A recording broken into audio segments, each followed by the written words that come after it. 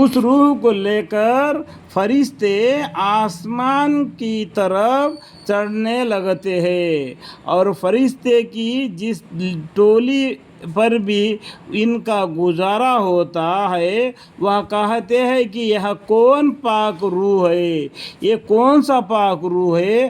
اللہ تعالیٰ نے اتنے فرشتوں کو بھیج کر، اتنا جنت کے لباس بھیج کر، خوشبو بھیج کر اس کی روح کو لے آئے کر کے وہ فرشتے آپس میں بولنے لگتے ہیں، اور اس کا اچھے سے اچھے نام لے کر جواب دیتے ہیں کہ جسے دنیا میں بلایا جاتا تھا، جسے دنیا میں بلایا جاتا تھا اس اچھے سے اچھے نام سے اس کو بولیں گے کہ فلانے کے بیٹا فلانا، اس طریقے سے کہ اس کا باپ کا نام بھی لیتے اور اس کا نام بھی لے کے ان کو جواب دیتے ہیں۔ اسی طرح پہلے آسمان تک پہنچتے ہیں اور آسمان کا دروازہ کھولتے ہیں، چنانچہ دروازے کھلے دیے جاتے ہیں اور وہ اس روح کو لے کر اوپر چلے جاتے ہیں،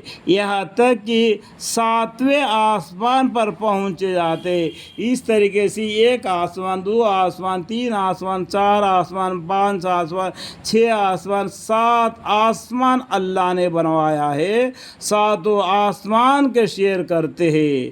ہر آسمان کے قریبی فرشتے دوسرے آسمان تک اس کے ودا کرتے ہیں، ایک آسمان والے فرشتے دوسرے آسمان کے تک اس کو ودا کرتے ہیں، پہنچا دیتے ہیں اور واپس آ جاتے ہیں۔ اسی طریقے سے سلسلہ وار چل دیتا ہے۔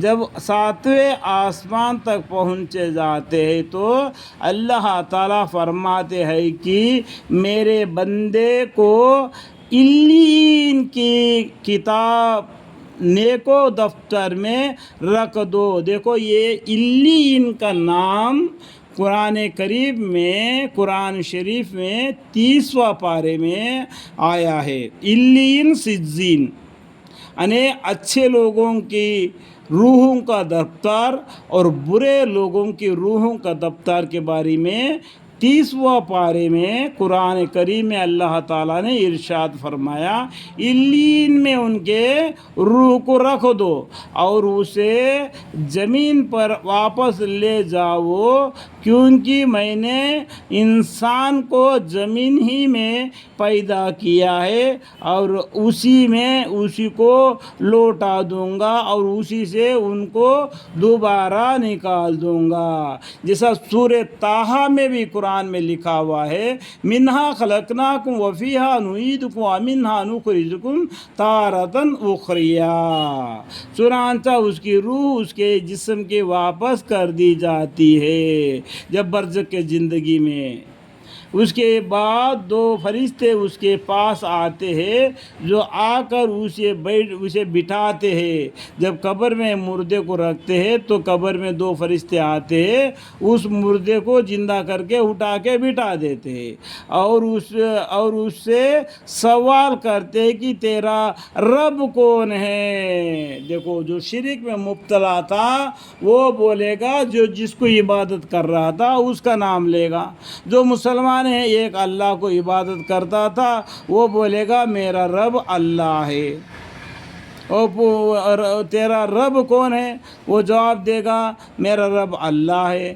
اگر نہیں تو وہ الٹا جواب دے گا، وہ دیتا ہے تو میرے رب اللہ ہے۔ پھر اسے پوچھتے ہیں کہ تیرا دین کیا ہے؟ تیرا رب تو اللہ ہے، تیرا دین کیا ہے؟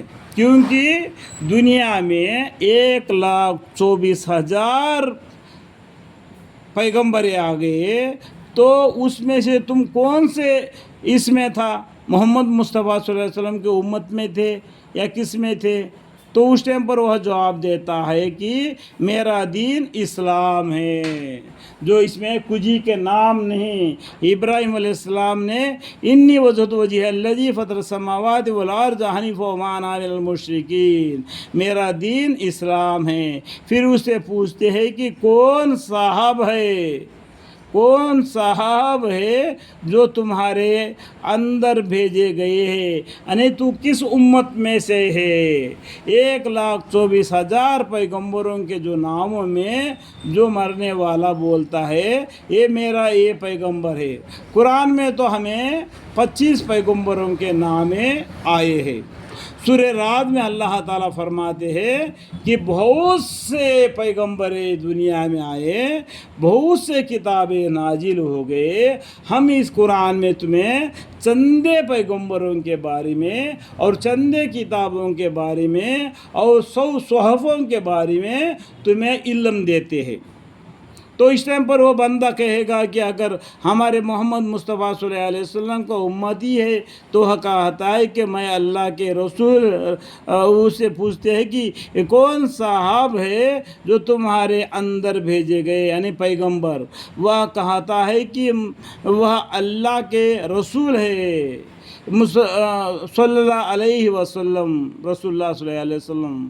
پھر اس سے دریافت کرتے ہیں کہ تیرا عمل کیا ہے، تو نے دنیا میں کیا عمل کیا؟ وہ کہتا ہے کہ میں نے اللہ کی کتاب پڑھی، یعنی قرآن پڑھی، جو امت میں جو کتاب آئی تھی، جیسا کہ موسیٰ علیہ السلام کے زمانے میں تورات آئی تھی، داؤد علیہ السلام کے زمانے میں زبور آئی تھی، عیسیٰ علیہ السلام کے زمانے میں انجیل آئی تھی، محمد مصطفیٰ صلی اللہ علیہ وسلم کے زمانے میں قرآن آئی تھی۔ اتنا ہی علم ہم کو دیا گیا ہے، اور بھی جو کتابیں آئے ہوں گے تو بندہ اس کتابوں کے نام بتا دے گا، ان کتابوں کے نام